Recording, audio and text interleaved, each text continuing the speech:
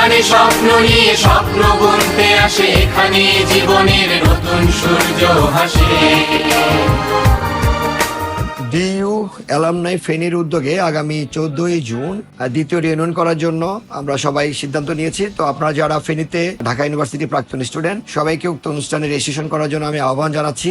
মধুর ক্যান্টিনে চায়ের আড্ডাতে কত ইতিহাস লেখা আছে, এখানে তারুণ্যের হাজার। পূর্বে আমরা 2018 সালে একসাথ হয়ে বেশ আনন্দ ঘন একটা সময় কাটিয়েছি।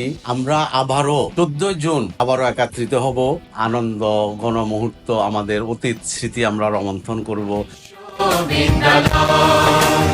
এখানে কলা ভবন কার্জন হল মাথা তুলে দাঁড়িয়ে আছে।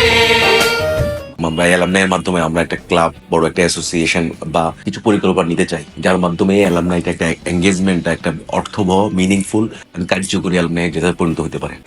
ঢাকা বিশ্ববিদ্যালয়, বিএসসি ডাকসু অপরাজেয় বাংলা, শহীদ মিনার বুকে ধরে।